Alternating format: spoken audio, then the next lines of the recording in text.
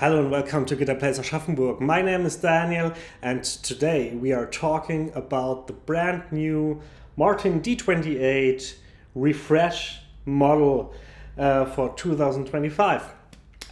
This year on the NAMM show they released some pretty exciting stuff, I think.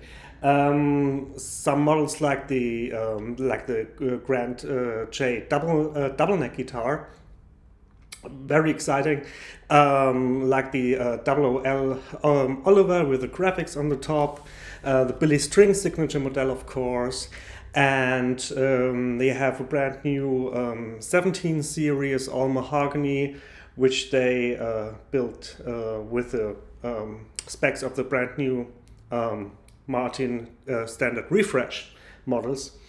All this stuff. And I think it's really exciting. Great models, and I'm really surprised they did already again like a refresh of the standard series. And today I brought for you the D-28, and I also have the D-28 like they built until the end of 2024. Both brand new guitars.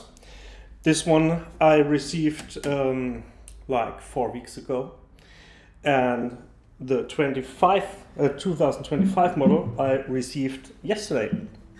So I thought it would be a great thing to compare both guitars and show you the differences between those models, and if it's a good thing to invest your money in a brand new 2025 model. And yeah, let's get through it. Of course, we have the classy D-28 Dreadnought Martin guitar. So on the first side, there's no big differences between both guitars, but there are some small refinements, as Martin calls them. And we go through them. We start with some visual stuff, which is also maybe for one or the other player for the ergonomics. They designed the bridge a little different. It's now called in Golden Era belly down bridge, which basically means they smoothed out like the edges here on the wings a little bit, and the belly here. Also, they changed from plastic bridge pins to bone, which I like very much. Then they changed the saddle a little bit. It's also only a visual detail. Usually you have like a regular square saddle slot here, and the nut sits in there, but this nut now follows the angle of the headstock, so that's also more like a vintage golden era feature there. The fingerboard has rounded edges, which you really can feel the difference between both necks. I think it's more comfortable, to be honest. They also made the fingerboard a little bit thinner, which you can also see of some of the authentic guitars or pre-war golden era guitars, of course. Then they changed the neck profile. It's now a golden era modified low oval neck profile. Before, I think the regular modified low oval was a little bit thinner in the thickness and had a little touch of a V shape. This new neck shape feels more rounded, like a regular C shape, and it's a tiny bit thicker. Yeah, I think it's a matter of taste. I think both necks feel great. In the end you have just to compare them and find out what's more for you preference. Then also for design only, the volute on the back of the headstock, or the diamond, what it's called, they now make it a little bit longer, changed the shape a little bit there. The heel of the neck, they lowered the heel a little bit, the height. So before it was like there, now it shrank a little, a few millimeters in height. And last but not least, the feature you don't see on the guitar is the bracing of the top. They now do a golden era forward shifted scalloped X bracing. What that means is basically the area where the X bracing meets up here, where it's joined. It's stronger because they maintain the full width of the bracing and make a really nice joint now. So this area basically is a little bit stronger, so you don't have they reduce the deflection of the top, but they feather out the bracing a little bit more, and yeah, make a little bit more different shape of the bracings itself. What this does is you have more stability in the area where it's necessary, but on the other hand, where it's, they loosen the top from the edges, I think, a little bit, so it vibrates more, the whole top. So you, in my opinion, you have more overall volume, sound volume. It sounds bigger. At the same time, you maintain clarity in tone and also stability, which is really important if you want to play this one a lifetime. So yeah, really exciting new features on the 2025 model.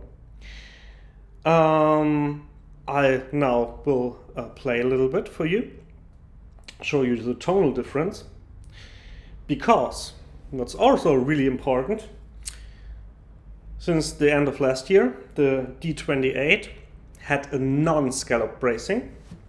So the X and the tone bars in the lower area were not scalloped. They had retained the full height in the bracing. And the HD-28 had a scallop bracing, so they carved it out. Now for this year, the D-28 and the HD-28 have the same scalloped golden era forward shifted X bracing. What remains is the visual difference. So tonal, there's no difference at all anymore, but visual, you have still with a regular D-28 dot inlays and the multi-stripe inlay on the top. With the HD-28 you have the herringbone inlay and the diamond and squares inlays in the fingerboard. So the difference is now not anymore more in tone, only in visual aspects. That's it. So I now play a little bit for you and hope you enjoy it.